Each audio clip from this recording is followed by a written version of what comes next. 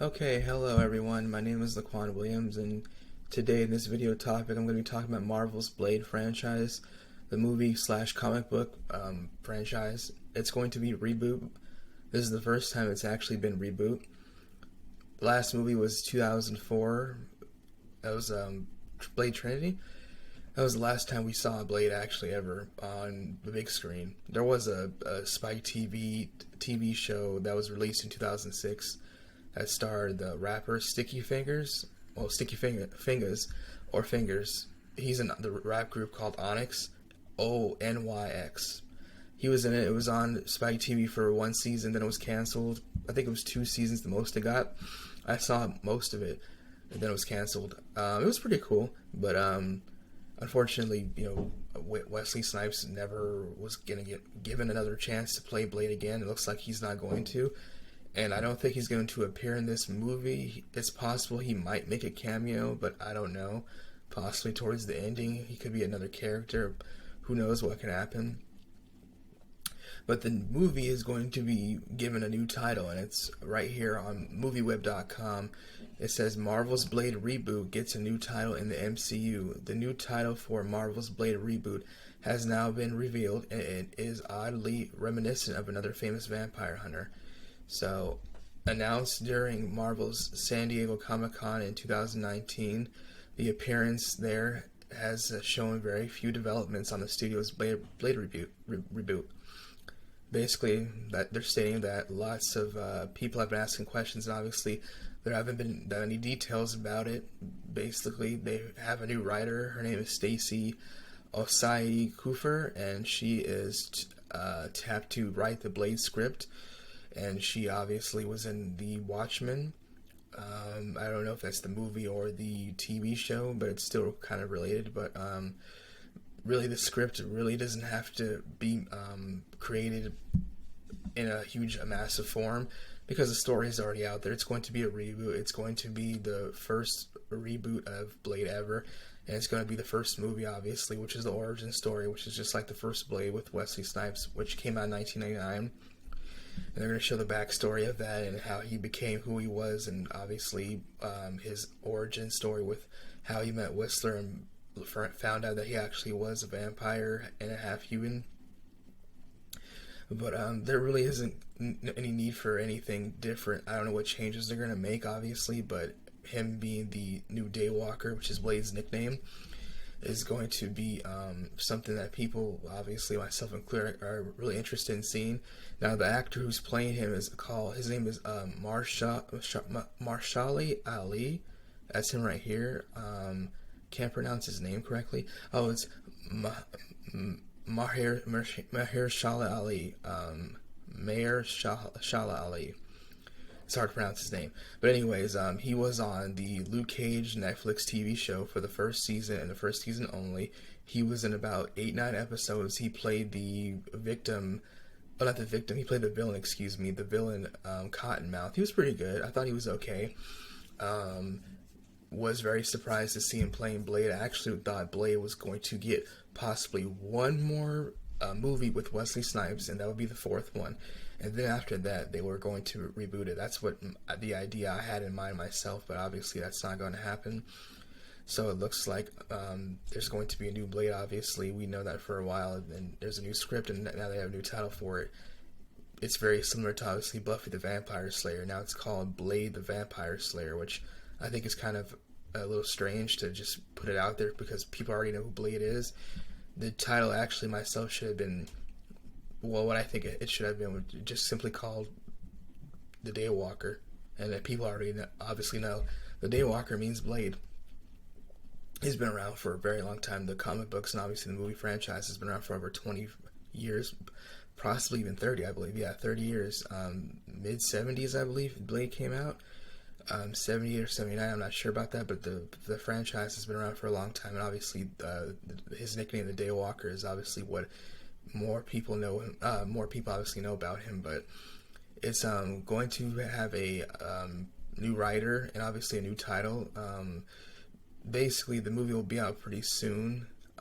We don't know obviously who's going to be in it besides Mahershala Ali as the new Blade, and who's playing Whistler, and what's going to be different about this. And obviously something else that I want to know, and lots of people are asking, is what's going to be the rating in regards to Blade.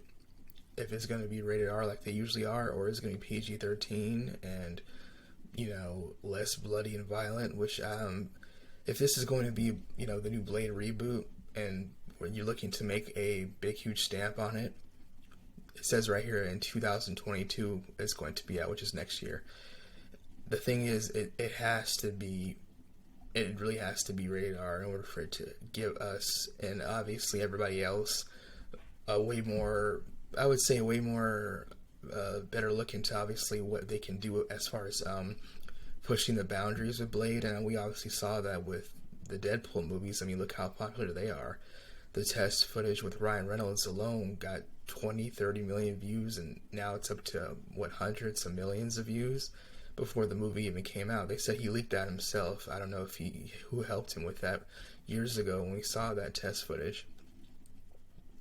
But Blade's going to be now called Blade the Vampire Slayer. That's what the new title is, and that's basically it. He just said Wesley Snipes is basically not. He's happy that it's getting reboot. He's not upset that he's not in it, but it's very interesting. Who obviously was going to be the new Blade, but so they're saying that right here is that Mahershala Ali saying that I just brought up as someone who really wanted to take on that role, the new guy playing Blade. He put himself in that position. He asked to be it. He said, I really want to be it. I know I can do Blade. And him playing Luke Cage, which is another Marvel character, the TV show / comic book, was basically his foot in the door. That was how he got his foot in the door with other movies he's been playing in too, on TV shows. He's saying, I love that it's darker. He continued that in terms of the tone, that the story is darker and has darker elements than other Marvel movies, and that's what attracted him to it.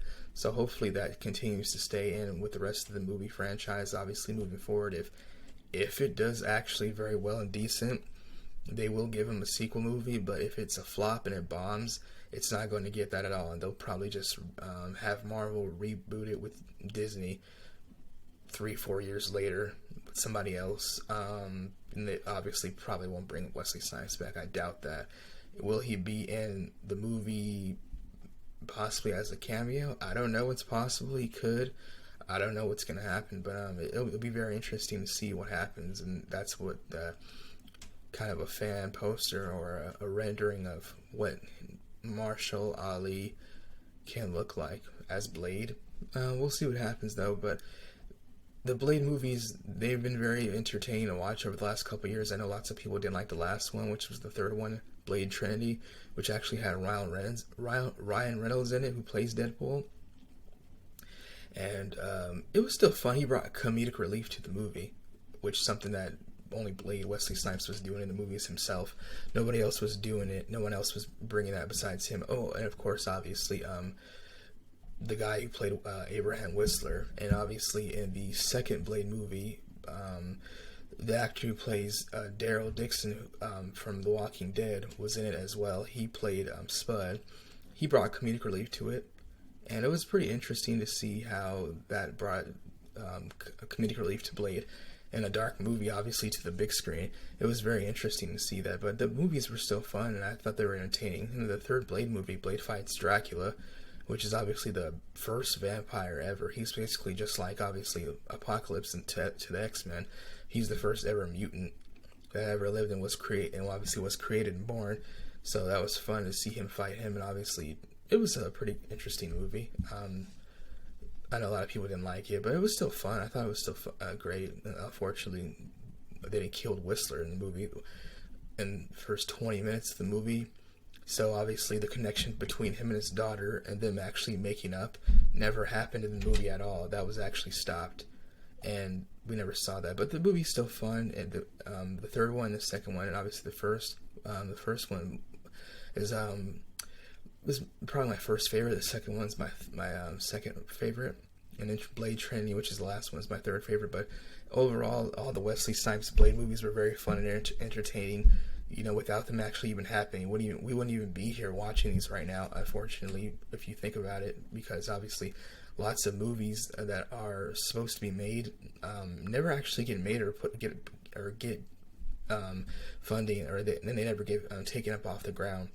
We've seen old, test footage of video games that get canceled, movies as well that never come out, and then we always wonder what happened, and obviously what could have happened. So that's basically it. That's I have to say. It's going to be very interesting to see how this movie goes. Obviously, it's coming out in 2022, which is just next year, and they think at Marvel and Disney that they have something going. We'll see what happens, and hopefully they don't water Blade down, because Blade's one of my favorite Marvel characters.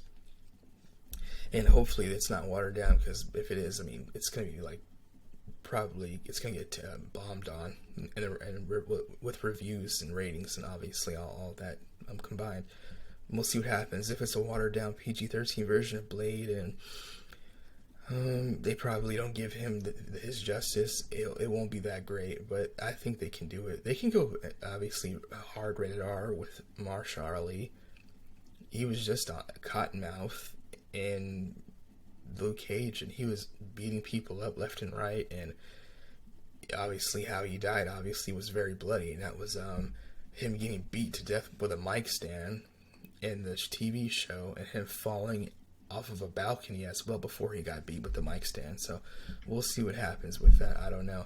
It'll be very interesting to see what happens with Blade moving forward, and how successful it's going to be. Hopefully it doesn't bomb, but that's obviously based off of what people see in the movie as far as what they like, and obviously if it's not watered down, and if Marvel and Disney are not trying so hard, because if they do that, then less people will be inclined to watch it, and more people will be turned away by it. But that's all I have to say about this, and we'll see what happens with Blade when it comes out next year in 2022. Hopefully it's not pushed back, because Marvel just keeps pushing movies back and back.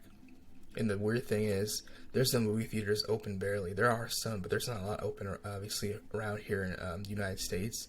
So obviously most of the movies that they're putting out are on HBO Max, or they're on Disney Plus, or obviously you can watch them on Amazon Prime, or you can watch them anywhere, but they're just not in movie theaters. You can only watch them online if you pay for them, so that's what so I don't know, but they're going to keep pushing them back. I mean, there's so many movies are getting pushed back, like Spider-Man got changed, Doctor Strange got changed, they changed Black Widow again, and the last 007 movie got pushed back again.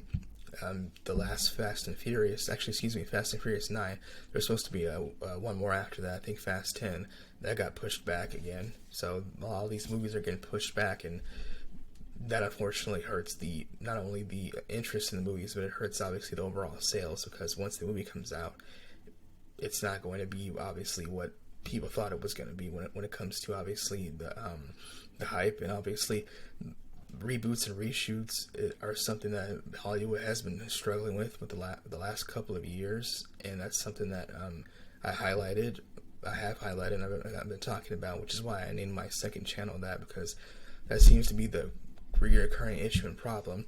Just like with the last X-Men movie that happened, the Dark Phoenix, that ending that happened in space was supposed to happen, but it didn't happen. It was they shot it and everything, but they cut it out.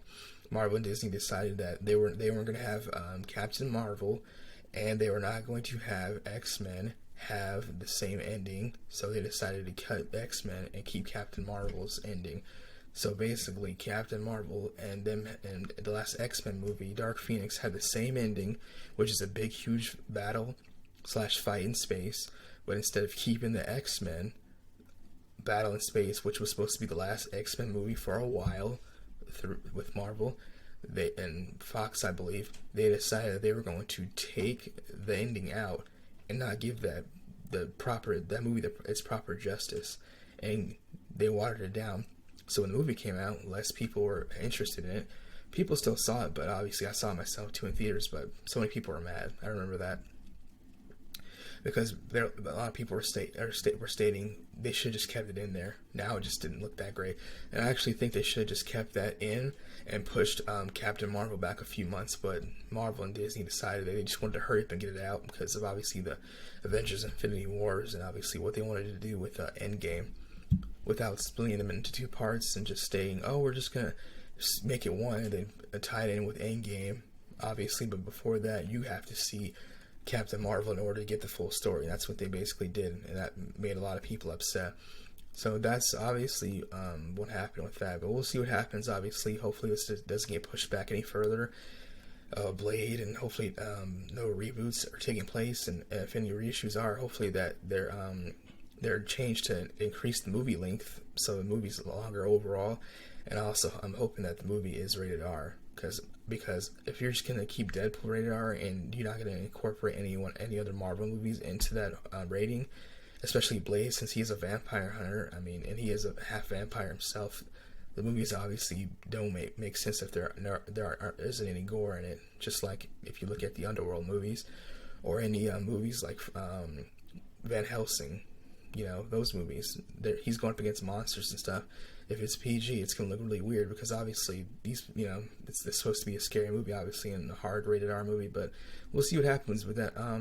That's all I have to say about this in regards to the Blade and the topic. We'll see what happens next year in 2022. Hopefully everything goes right, and maybe Wesley Snipes does make a cameo somehow in the end of the movie. Who knows? We'll see what happens. But thank you for watching, and if you have any questions, just ask me in the comment section down below, or what do you think about this as well, and you can give me your opinions. Thanks for watching. Bye.